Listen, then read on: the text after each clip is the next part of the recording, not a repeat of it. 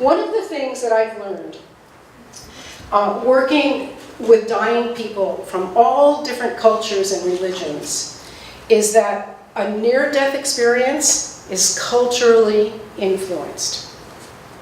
A Hindu is not going to see Jesus. A Christian is not going to go to the Buddhist bardo. And I think this is something that's really neglected in the teachings that we have, because what we're hearing is there's white light and there's a tunnel and there's angels and everybody loves everybody. And that isn't necessarily true, because we take with us to the other side our projections. And hold that one second. And all the spiritual traditions throughout history know this, and we're going to look at some of those right now. So whatever our stuff is that we did in life, if you were this horrible, angry, violent person, when you go into your near-death experience or into your first steps into the afterlife, you're going to be met with love and healing, but you're also going to be met with the projections and the responses of what you created when you were on earth. And that's where the idea of hell comes from. All of these ideas, by the way, and I'm jumping around a lot here, so every notion that we have ever heard of the afterlife comes from somebody having been there and come back and reported about it, including pearly gates and golden streets and mansions and all of that, and including hellish experience. If you look at religious history, you find endless accounts of the afterlife, from the Sumerians, from the Egyptians, from the Greeks. It goes on and on. It's always been there. And every experience is culturally subjective. What we know about the afterlife is from people who were there for a few minutes, maybe 90 minutes, like, what's his name? Guy with 3 names. God, can't remember it. Mel Thomas Benedict? Yes, yeah. Mel Thomas Benedict, thank you. He was dead for 90 minutes. What we hear is what they experience in the first, let's say, 90 minutes, which of course in interlifetime isn't the same as we know 90 minutes here. The thing is, they came back, and they didn't go way beyond the entryway. They were just stepped in the front door and stepped back out again. So we don't really know what happens way into the deep depths of death. We only know what happens in the doorway. That's what we get from near-death experience. So in the doorway, we are carrying our cultural references and our personal experiences with us. Now that stuff will fall away eventually, but where do we get that information from? The only place we can really get that from is mediums. But here's the thing about mediums. Most people go to mediums because they want a message from their loved one. They go to a medium and say, please tell my mother I'm sorry I didn't take care of her when she was dying. Or does my husband have a message for me? That's why people go to mediums. Very few people will pay $300 for a session with a medium to ask, what's it really like in the deeper depths of the afterlife? We just don't get a lot of that, because that's not what, but mediums are the ones who know, and channelers. So let's look at culture for a minute, because I want to introduce you to some things. These two books are the best books right now. Talk about where we're going next. Okay, so we have all the books that we're familiar with. We have Anita Moorjani and Eben Alexander and all the books that you guys know. This is the next new thing. Gregory Shushin, anyone heard of him? He has spoken at the IANDS conference. He is a researcher in New Mexico. He did this incredible book about near-death experience in indigenous religions. He studied indigenous people all over the world. And what he found is they saw stuff that is relative to what they know. This guy, Mark Mirabello, he spoke at the Afterlife Conference once. I love his book, A Traveler's Guide to the Afterlife. So here's some of the things that Mark found. For example, I'm just pulling this out. Actually, I have it written down here. Let me take a look. Okay, I don't even know where it is, so I'm just going to make it up. But just as an example, a Zulu warrior. In the Zulu culture, they believe that you can reincarnate as an animal, but only a chief can reincarnate as a lion. Now that's a belief that they have. Why do they have this belief, do you think? Where do you think they got that from? Someone who was there. Someone who was there. Someone died and was revived and said, I went to the other world and I saw our chief, and he is now a lion. And that gets built into the culture. The same way that somebody in, 14th century France might have had a near-death experience and said, I went to heaven with Jesus and there were golden pillars, because that's what somebody in 17th century France might think is ideal. So this is the kind of stuff that I want you guys to start reading if you want to go to the next step. And here's some more cultural stuff. So the idea of God is obviously different in different cultures, and Freud says that we created the idea of God the Father because of our need for an almighty father figure. We place the idea of God into the sky. Why do we place that in the sky? Why do we place heaven in the sky? We go up to heaven because in the natural primitive world we're outdoors all the time. And we see the sky. We see this beautiful starry sky. We see the sun come up. We worship the sun because without the sun we wouldn't be able to grow our food. We would freeze to death. We wouldn't be able to see. So all spiritual stuff gets placed in the sky because in earliest primitive thinking, that's where all the power was. The sky brings us sun, the sky brings us rain and thunder. Everything comes from the sky, so that must be where the gods live. This is a picture of an African sky god, just to give you some examples. This is Jupiter. Is it Jupiter? Who is that? Jupiter and Mars, perhaps. So, of course, we have all the gods in the skies with the constellations and astrology. Everything is in the sky. Oops. Here's what we think God looks like now. And then here we have the ultimate sky god. Yeah. Santa Claus comes from the sky. He's exactly like the God of the Old Testament. You notice you never see them in the same place at the same time, like Clark Kent and Superman. And he comes through your chimney, which is a conduit between heaven and earth, and he brings you gifts, if you're good. So it's basically, again, it's a religious figure and a sky god. And so with all of this in our minds, let's see, what's this one? I haven't seen this in a while. Okay, we'll get there. This is what influences us. And if you look at other cultures, if you look at the Native Americans, for example, they don't have this.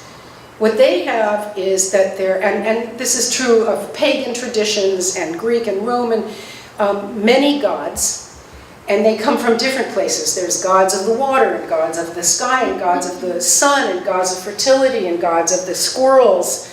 Everything has its own little area of connection, which I happen to love. If I was going to be anything, I would be a polytheist and believe in multiple gods instead of a monotheist believing in one god over again. Different people have different idea about the God you mentioned. What's your idea about the God? About God? What God is? Yeah. It's easier to say my idea of what God is not. And I talk about this all the time because I am technically a theologian, and my new book is all about this. What God is not is a being. It is not human-like. It doesn't have opinions. It doesn't have human emotions. It doesn't love us. It doesn't hate us. It doesn't judge us. It doesn't protect us. It doesn't hurt us. It doesn't do anything to us. And notice I call it it and not he. It is basically the creative force of the universe. I think that God is just, this is how I describe it, it's just like the of creation. That's all it is. And it's very hard to describe that because we're so wrapped up in this idea that God is this thing that has an opinion. It likes this, it doesn't like that. It likes these people and not those people. I mean, this is what we were steeped in Western culture. That there's a God that has a preference about these people are going to be the rulers of the land and these people are going to be thrown out. And if anybody doesn't do what I say, I'm going to decimate them and their whole tribe and all the innocents standing next to them. And they're still fighting about this in Israel and Palestine. The ancient idea of God. So that's all changing, by the way. The current research on the religious landscape of America is, I'm not 100% sure of the number, but 93% is stopping in my mind right now. I just wrote this somewhere. 93% of Americans surveyed by the Pew Research Religious Landscape Study in 2010, I think it was, do not identify with a religion. 93% unaffiliated. Also, the idea of heaven and hell are becoming less and less popular. Of course, you guys know that. So our work is getting through. It is definitely happening. The world is changing, but it's always going to be a fight, just like it always was in ancient times. There's always been religious arguments and religious fights. So let's go back to out-of-body experiences and channeling. This stuff's been around forever. I'm not the first person to tell you that. The Abrahamic trilogy, do you all know what that is? No. Okay, so Judaism, Christianity, and Islam are all Abrahamic religions. A lot of people think that Islam is really old and ancient. It's not. Muhammad lived in the 7th century AD, or CE, as we call it. It was the last one in the trilogy. And so it all begins with the Adam and Eve, and the Exodus, and Noah, and Abraham. Judaism, Christianity, and Islam all come from that. And a lot of people are very surprised to hear that.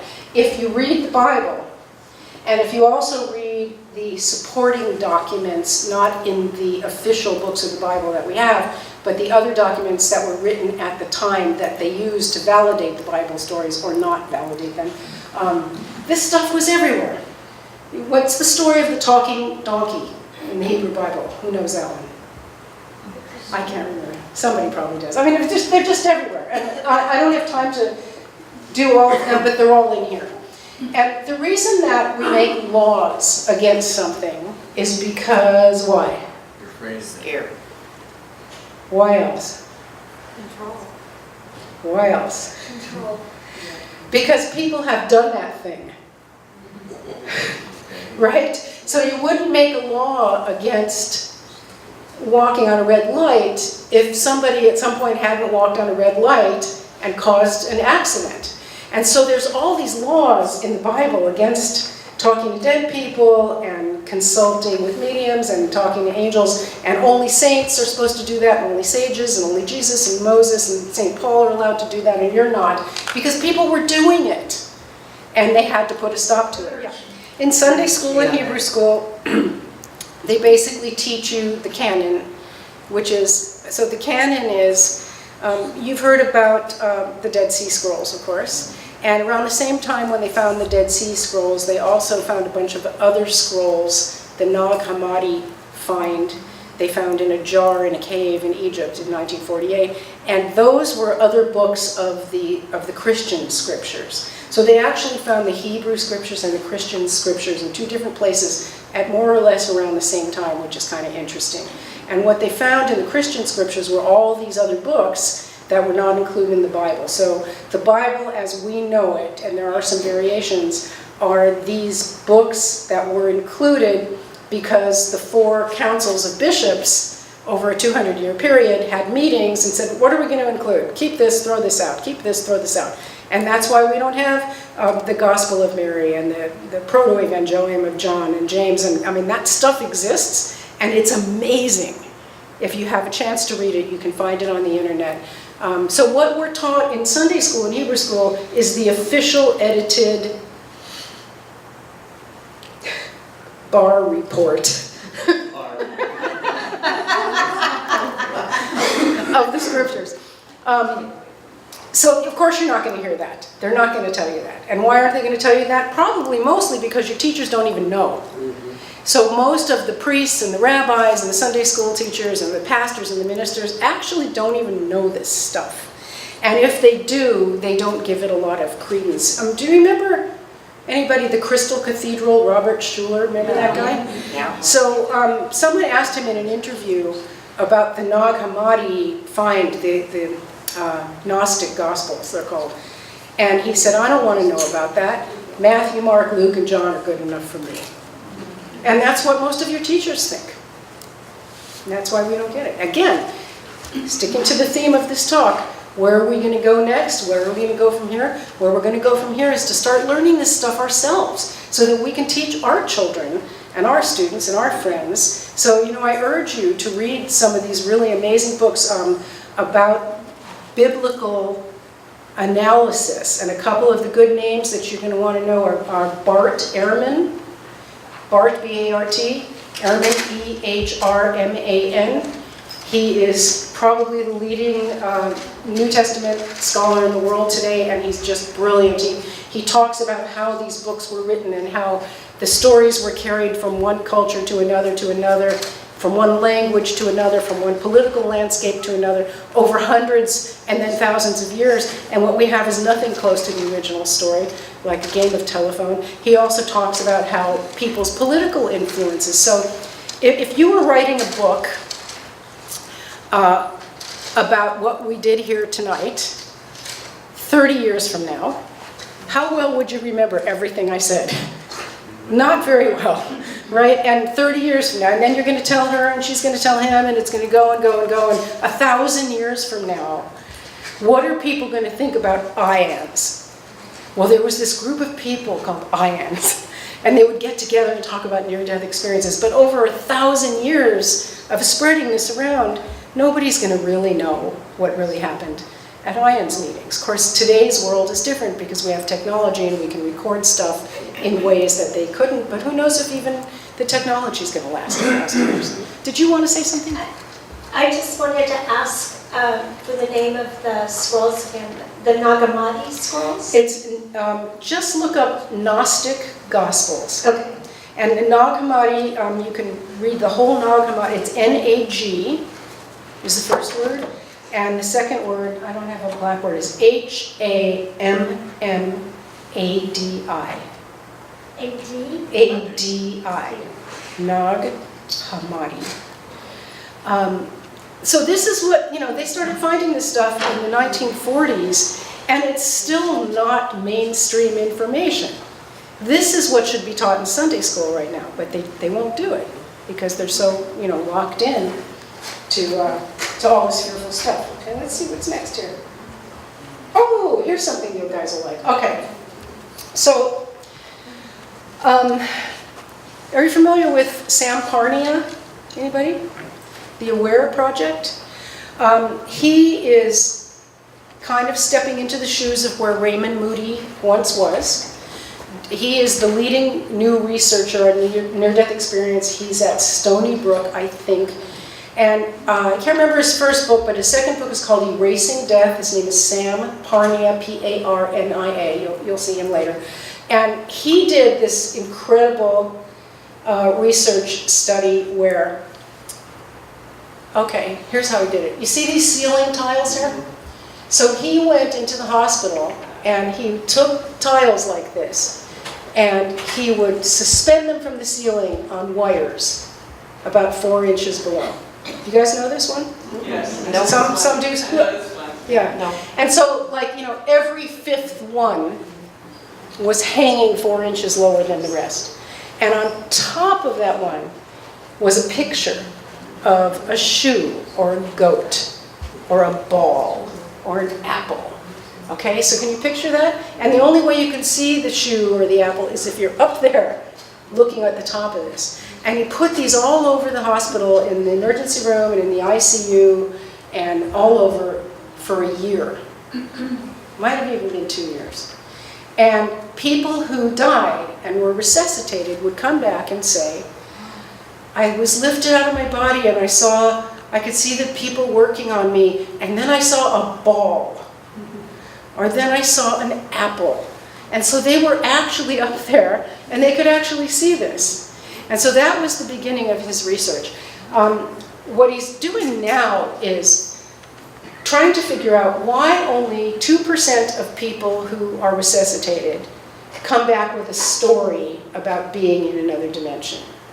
And what he's saying now is that when you're resuscitated, and I've worked in hospitals and I have seen CPR so many times. It's the most horrible thing in the world.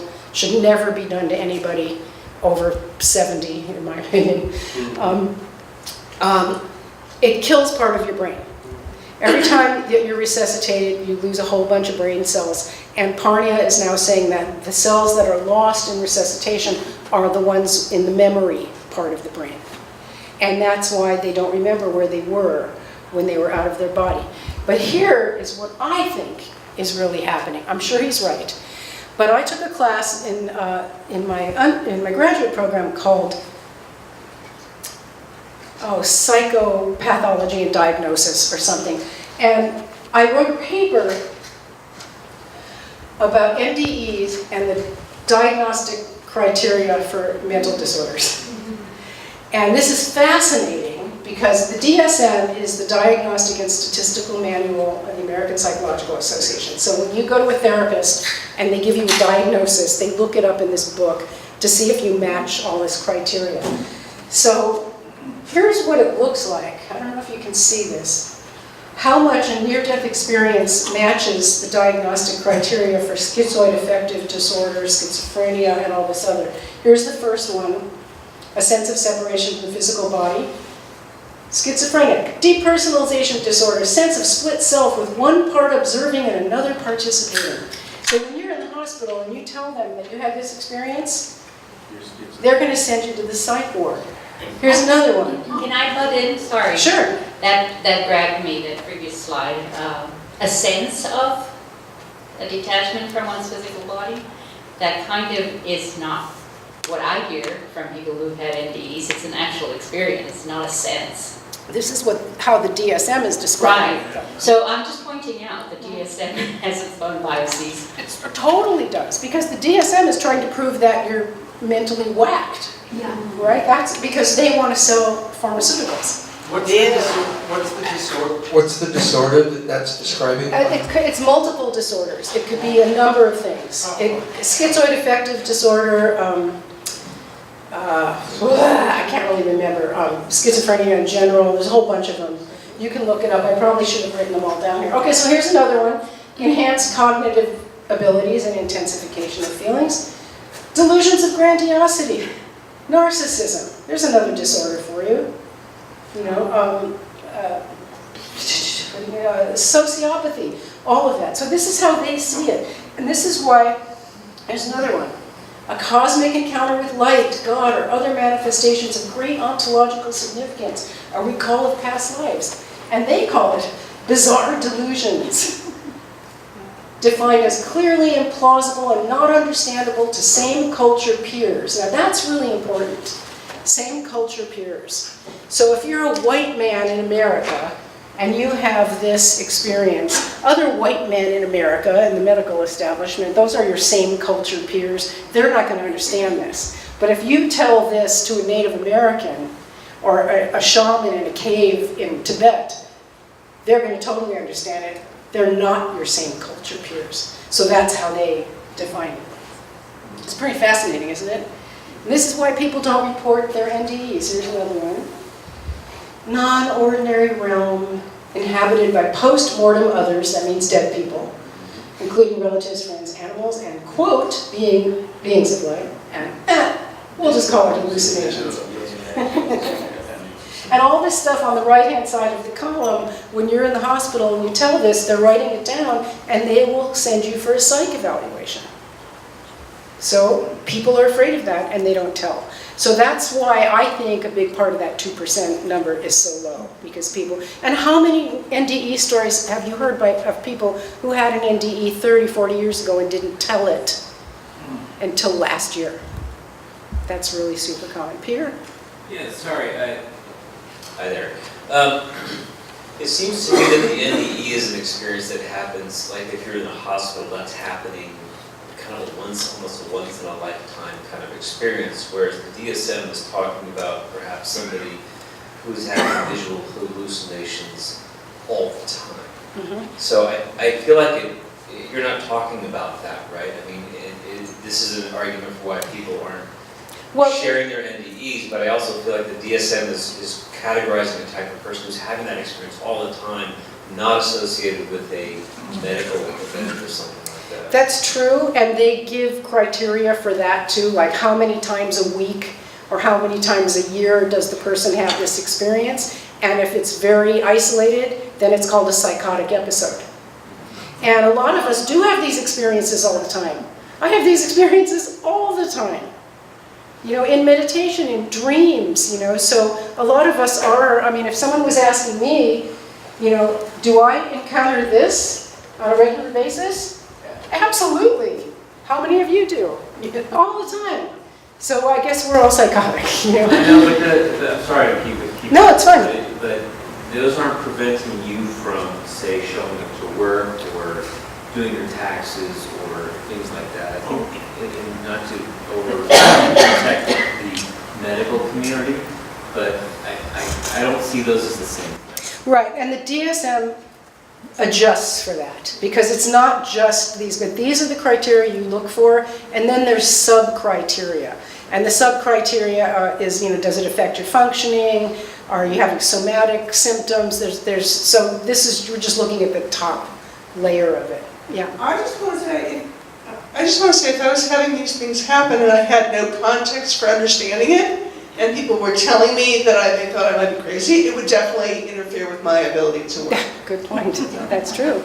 If you had no context, so you know these guys. You know Melvin Morse, yeah? Anybody not know Melvin Morse?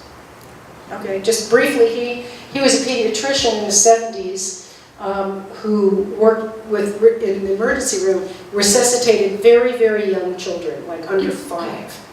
And they would come back, and this is another cultural influence thing, they would come back and say, and they were flatlined, I flew into the sun and it hugged me. And sometimes they'd see Jesus, and sometimes they'd see grandma, and sometimes they'd see their little dog, and whatever was in their reality, because they're only 5 years old. So whatever had been put into their minds. But they also saw other things, because I'm sure nobody told the kid, hey, you know, you can fly into the sun and it will hug you. So the kid got that from the cosmic soup somewhere. And so I'm not saying that that doesn't happen, but he noticed that, you know, kids who were told about Jesus saw Jesus. Some kids saw Disney characters, Mickey Mouse and Donald Duck, because that was what felt like love and safety to them. So these were the guys in the 70s who broke through this whole thing. And they've both been at the Afterlife Conference. Oh, here's Chris. This is Chris Kerr. Google him, look at his TED Talk. He's been at our conference twice. He was supposed to come this year, but he couldn't. He's doing amazing academic, bona fide research on the deathbed dreams and visions of the dying. And so when you work with dying people, you see certain things that happen all the time. Like it's very common when somebody's laying in their bed and they're actively dying, which is the final stage of dying, and their arms will float up like this.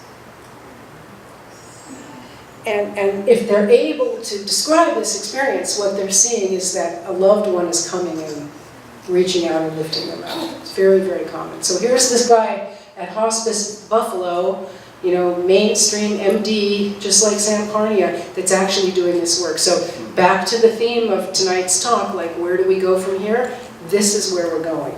We're taking this research into hospices and hospitals and psychiatric units. By the way, speaking of psychiatric units, when I was doing my chaplaincy training, we had to take turns on Sundays going to the psych unit. And we had in that particular hospital a special building where we had the really extreme psychiatric patients and less extreme, and doing Sunday religious services there. It was my favorite part of my job, because they were so open to it. They were seeing visions. They were talking to Jesus, you know, so I would go into this room and I would lead them on a guided meditation, and they would really go away. Some of them would flip out, you know, and the nurse would have to come and contain them. But most of them were really able to do that. And the ones that flipped out were going into a place where their own lifelong track of abuse and evil projections and pain and all the stuff that is on their soul imprinted was coming up for them. But it was great being with them. Okay, let's see who else we got here. I haven't seen this presentation in a while, so I don't know what's coming. Do you guys know these guys? No. University of Virginia. Major work. Bruce Grayson, you probably heard of. And so they're doing bona fide research on near-death experience, children, past life memories, all of this. So, let us rejoice because this is really happening. And thank you to Raymond Moody and Melvin Morse, and some others who were the ones who paved the way for this. So this is the stuff to be looking at now. If you're looking at books to read, you want to see what's happening now, this is it. Oh, my favorite. Psychedelic therapy for relieving death anxiety. So Brian Richards is the father of Bill Richards. No, Brian is the son, Bill's the father. And Brian's going to be at our Afterlife Conference this year, talking about giving psilocybin to dying patients and having them experience that space where there's no fear of being out of the body. And they use this, some of you will remember back in the 60s, Timothy Leary and Richard Alpert, who became Ram Dass, were doing this research at Harvard and got fired. But they had really done some breakthroughs, and it was made illegal to do research on psychedelic substances for many years, but now it's come back, and these are the guys who are leading it at Johns Hopkins, so yay for them. Oh, here's Stuart Hameroff. This guy is such a heavy-duty dude. I can't even understand what he's talking about most of the time. He gave a talk at our conference, and in the moments when I could actually follow what he was saying, I was blown away by how deep he went with his studies. But he's like quantum mechanical general relativity approaches to consciousness, molecular mechanisms of anesthetic gas molecules. He just gets way too scientific for most of us. But, check him out. Just Google him. This guy, in my opinion, is going to make huge strides in consciousness in his lifetime. And we will come to understand what happens under anesthesia. Pim van Lommel, you know him, yeah? Anybody? Yeah. So he's Dutch doctor, he's been at our conference too, and he has done studies on cardiac patients and reporting NDEs. Now this is in Holland, though they have similar cultural references than we do. So these are the statistics that he found, that 62 patients in his study, and very large percentages of them had these experiences, where if they were reporting this in an emergency room after being revived, they'd be sent to the psych ward. This is Robert Monroe.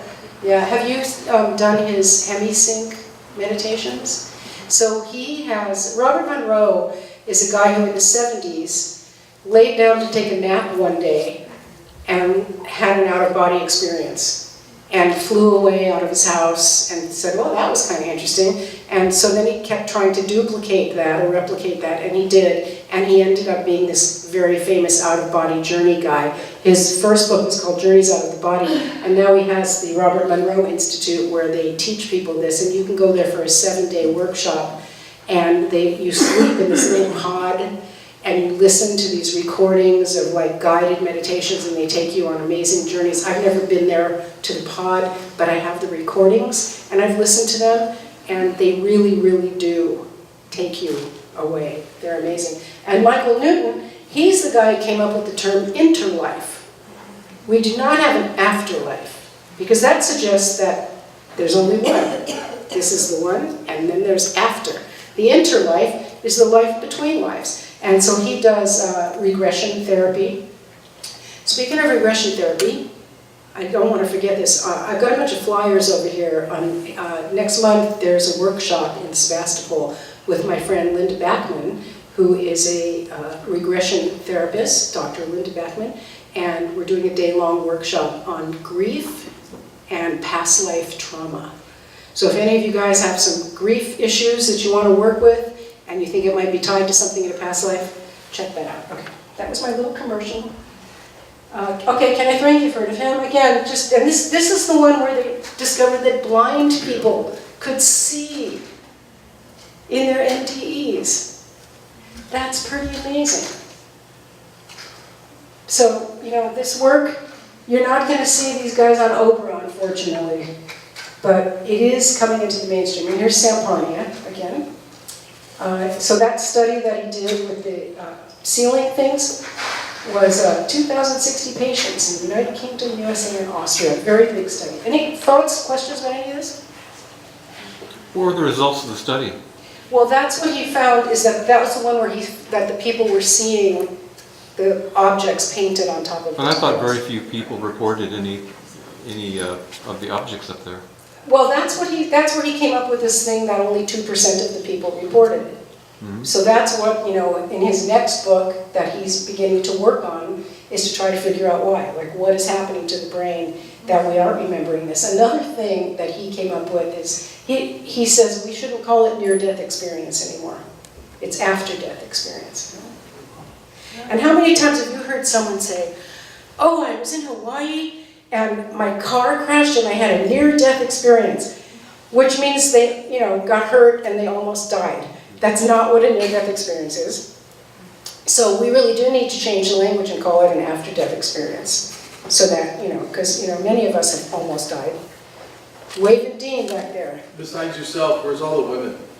God, you asked me that last time, didn't you? Was that you last time? I don't know. There are a few. There's Mary Neal. Give me some names. But the thing with these women, and this is really sad, is that they're not in the big universities with the big funding doing the big studies. They're out there and they're teaching and they're speaking to groups like this, but they're not aligned with an institution. And in the world of academic research, you have to be aligned with an institution to be taken seriously, sadly. But the women are definitely out there, yeah. What would you say is the common theme of what these researchers are studying and trying to, you're saying you're trying to take these, you educate the population at large, the medical establishment, whatever, on after death? Is that what? How you would summarize it? I would summarize it as to try to teach the medical establishment that we're not just bodies. Okay. That there's something beyond the body. Okay, so the consciousness or... Basically that there's consciousness and there's a body. The medical establishment still essentially thinks that a near-death experience is the brain sputtering out and having a little fireworks show. A light show, like the brain is, like your TV sputtering out, and little sparks, and that's what they think it is. What they're missing entirely is that your brain is not functioning when this is happening. There is no brain activity. So it can't be a hallucination. You need to have a functioning brain in order to have a hallucination. And they just are not willing to go there. And I have to tell you, I come from a whole family of doctors. I've got 4 emergency room doctors in my family. And none of them get it about consciousness. None of them at all. And so you can imagine what it's like at a family dinner at my house, because here I am, Dr. Death. That's me. And they've said things to me, like I've told them things about hospice patients, and they go, oh, but if you do that, the patient will die.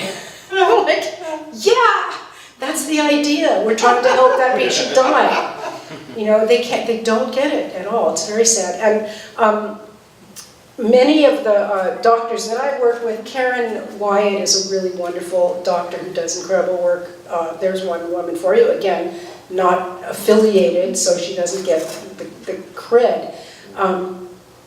She tells me, many doctors tell me, that in medical school, you don't get any education about consciousness or death at all, or spiritual care, which is a whole other topic. Now, these 4 ER doctors in my family, 2 of them are young, they're in their 30s, they just finished their residencies. One is a double residency in pediatrics and ER, and the other one actually does wilderness medicine, which is pretty amazing. And I forgot what I was telling you. Oh yeah, so they're young, so they just kind of came out of medical school in contemporary time. They didn't have any training in death awareness. Yes. Hey, Terri, it seems like a lot of this stuff is coming out a lot more lately and pervasive into the media and the mass culture. Do you have a sense why? Because of the internet. That's all. Beyond that. Well, I would say it's because of the baby boom generation, because there's so many of us, and we're experiencing so much death. Our parents are dying or have died, and we are dying. And we're such a large chunk of the population, and our generation, I say our, just putting us all into the baby boomers, this is what we do. We break through stuff. I mean, if you look just at my lifetime, everything that happened in my generation, we broke through, blind religious adherence. We broke through sexism and homophobia. We ended a war. We broke through everything. And so this is the next frontier. This is obviously where we need to go next. We're the ones that do that. We're the ones that break that down. And the ones that come after us will continue to do that, because the millennials are now statistically the least religious population that we've ever had in history. So, and they're going way to the other side. That's what the studies show. Like the millennials aren't even spiritual. They're just like, total nothing, but we don't care. Give me my cell phone. That's all I care about. Do we have one more question? Yeah. I guess I'm just curious about, from a very pragmatic standpoint, what is it that you hope we can achieve by teaching clinical people, but to respect consciousness? Is it to help ease death for people? Like, what would be sort of the optimal outcome of getting people to take these experiences and consciousness more seriously? That's a great question. Thank you for that. Have you ever worked in a hospital? A little bit. Okay, so if you've ever seen the way death is handled in a hospital, you would know the answer to that. And it would be that, first of all, you don't fight to keep someone alive, just to keep them alive. That would be the first change that I would want to see. You allow people to die. And so many doctors, because they're not trained in this and they don't have this education, when you're sitting in a family consult with a doctor in the ICU and the patient is 94 and she's on life support and her family is sitting there saying, "What can we do, doctor?" And the doctor goes, "Well, there's a new experimental thing. Maybe we can sign her up for that. And we can give her another couple of months." And the family's like, "Yes, doctor, let's do that." That's what has to change. That doctor has to get out of there, and bring in new doctors who know this stuff, because a conscious doctor would never say that. And I've seen doctors who will not refer a patient to hospice at all, because they don't know what hospice is. So to a doctor, and of course there are exceptions, but to a doctor like the ones in my family, you just don't ever give in to death. And even these little nurses that I was teaching the other day, one of them said something so interesting. He said, everything that you're telling us goes against what we're programmed for. We are programmed to fix things. And you, Terri, are saying when a person is actively dying, what you're supposed to do is just be with them. Just be with them. And breathe with them.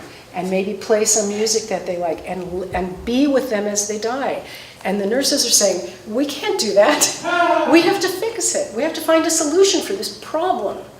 So that's what'll change, is that death is not a problem. Many years ago, when I was really young, I met these two people, a couple, they were both doctors, and we were just hanging out in a bar or something, and they said, "We think that everybody should die at 70. And I was horrified. I was like, what terrible people you are. But now I understand. I don't think everybody should die at 70, but everybody should die when they're ready to die. Yeah. So the question to that point is that in the Christian religion, we're taught that we leave those things to God. And I appreciated your description of God in the beginning. So are things, and I don't know if it's the right word or not, but in your experience, or is the timing of things in our lives arbitrary? Is it set? Oh no, you have to I don't have the answer to that question. But I would say this, this is the question, isn't it? This is the big theological question.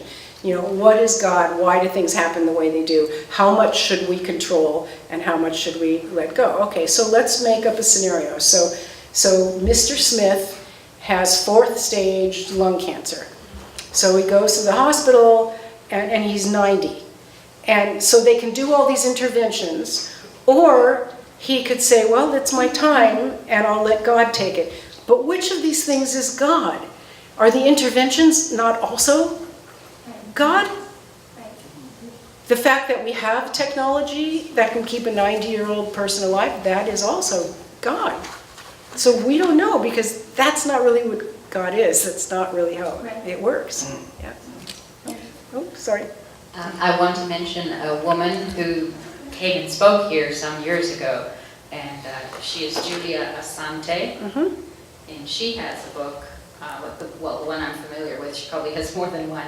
The Last Frontier, exploring the afterlife and transforming our fear. I know her. Yeah. She's okay. So I have that book at home, and I have to go and read it. I don't think she has another book. She has spoken at our conference. She's actually stayed at my house. Okay. She's really fun. She spent a night at my house, and there was this HBO series called Rome. Has anybody seen that? Oh my God, it's so amazing. It's on Netflix. And her Ph.D. is in Near Eastern literature. So she's really into ancient Rome. And I think it's like a series, so it had like 10 episodes. She stayed up all night on my living room couch and watched every single one of those episodes. I got up in the morning and she was still sitting there just, it was amazing. She's great. So here's a little list I put together. I guess we're not taking a break, so, about how to be more proactive, because we are all knowledgeable and we need to be out there and be teachers of this stuff now. So diversity is really important to me. In my seminary, we have a really diverse population of students, and cultural diversity, one of the things we need to do to get unhooked from this Western view of death is bad, from this Christian view of heaven and hell, is to open ourselves up to other cultures and other religions and really start bringing that in as much as possible. So, if you've never been to a mosque, go. If you've never been to a Greek Orthodox church, go sometime. Check out other religions and other ways of doing things that are different than what you know. And start to learn and study and read and bring in a lot of this information that can help us expand from the limited view that we have. Yeah. That kind of answers my question, but I'm a hospice volunteer, and I'm interested in what you said about doing the counterclockwise. Is there somewhere I can read in any of your books, or can you suggest something? Just Google the Great Death Spiral. The Great Death Spiral. And you'll find my friend Kitty Edwards, who teaches this. You can learn it in a lot of different places. She's probably Kitty Edwards. Yeah, Google Kitty Edwards also. And if you can go to Colorado where she is and take some of her training, that you can learn it that way. You can see a lot of it on the internet, but that's not really the best way to learn it. You have to actually do it. What we did is, and I would love to do this again, is we did a weekend workshop where we actually practiced it on each other. And so we would, did we do that in our workshop that you went to? Yes, yeah.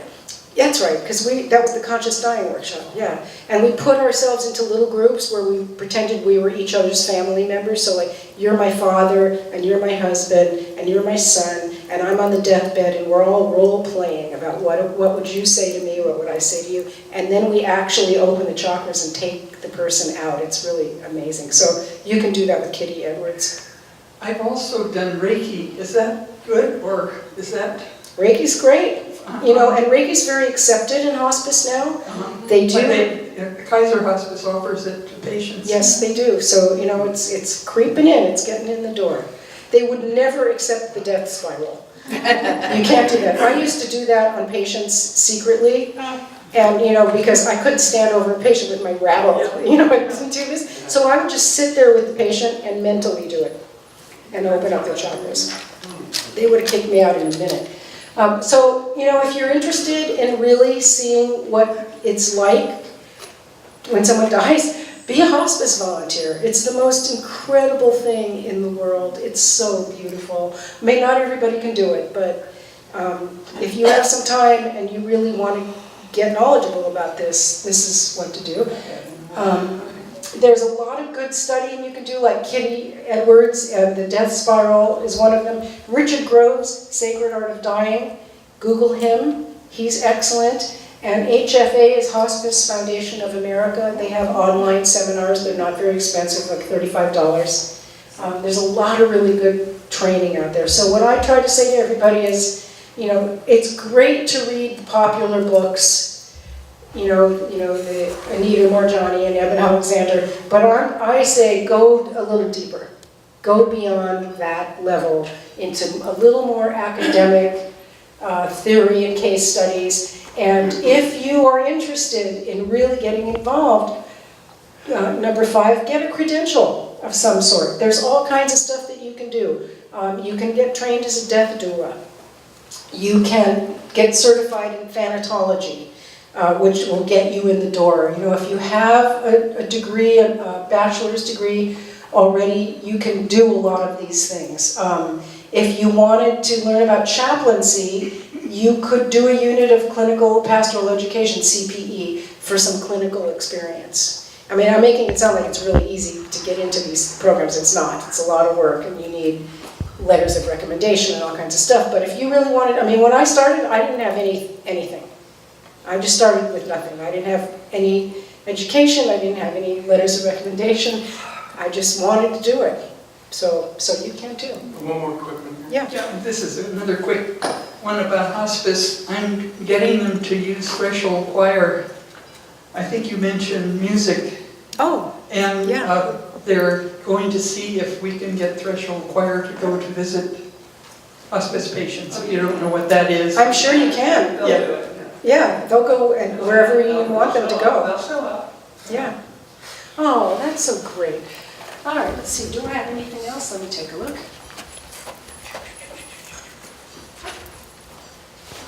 Yeah, I guess that's about it. All right.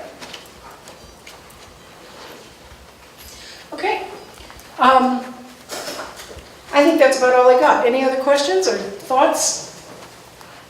What is her website, Terri? Oh, Terri, what's your website? Well, the website I really want you to go to is afterlifeconference.com, and my website is danieldirect.net. And by the way, my name is Terri Daniel because my son's name was Daniel, and after he died, I changed my last name to Daniel, which is really cool.